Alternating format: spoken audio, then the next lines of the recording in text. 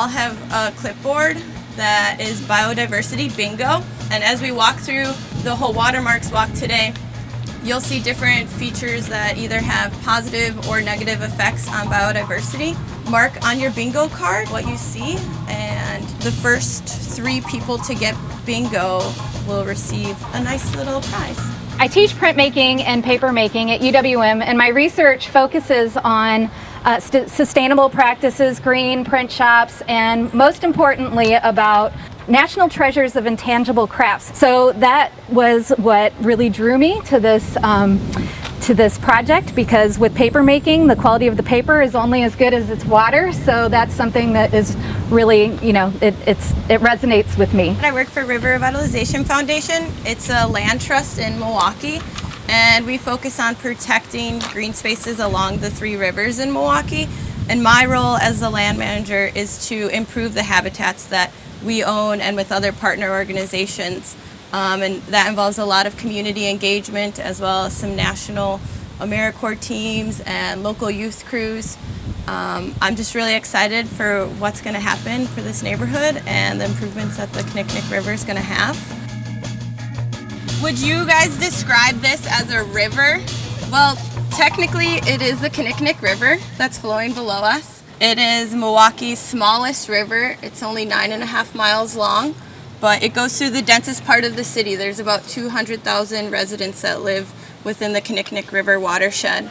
It's often referred to as the Lost River for those instances where people think it's just a drainage ditch because of the concrete channels. But at one time, it did appear like a natural river. So it was armored around the 1960s, and that was a part of flood management. So at the time, that was what technology said, that adding these concrete channels that created this trapezoid shape would help increase and accelerate the stream flow and take the water swiftly away from the neighborhoods. But as we have found out, that's not necessarily the case. So luckily there's new technology available and modified engineering.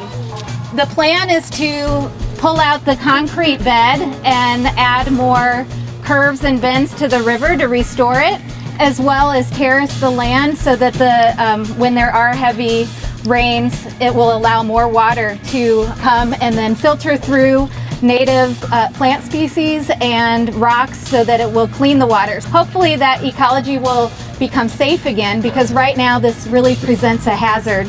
It's my understanding that part of this revitalization project will include more activities and areas for recreation. So the tree that is just above me here is a mulberry tree.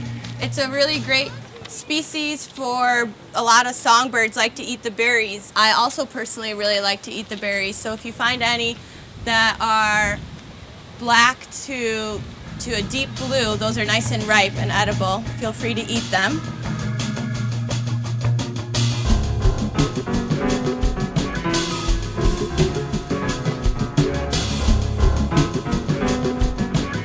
As I walk down the staircase, I see a lot more wild habitat. It's not so manicured. I saw a lot of species diversity, which is really great for wildlife. We have been working on this slope with 16th Street Community Health Center to eradicate the invasive species that are here. For instance, there is a common burdock, which is this one with the really big elephant ear looking leaf. There's also invasive Canada thistle here, which we've been trying to combat. The black locust trees that are above us are kind of colonizing and taking over this space and shading out all of our native species that we want that are grassland. And we want to keep this more grassland to promote more pollinator species. The other day I saw some butler garter snakes slithering through. If it gets too shaded out by these black locust trees, the butler garter snakes will lose their habitat. And habitat loss is a really big deal in urban areas. You know, we have lots of cities. We need to have protected urban green spaces to keep these wildlife here for us to enjoy. And I bingo. Nice!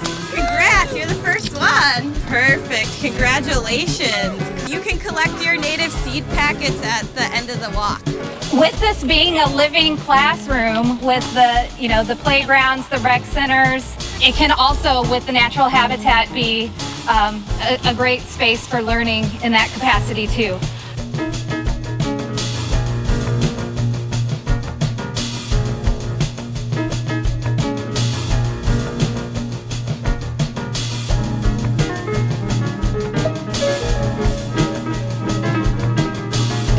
Okay, now that we're here, if you close your eyes and listen, it has a lot of noise. When we were by the hill over there with all of the plants and the trees, and if you go back to that other area, the sound is completely different. You hear, the water meandering over the rocks. You hear the dampening of the sound that the trees and the plants make. It just sort of insulates the area, and it does become a sanctuary, not only for wildlife, but for our personal health, a place to go.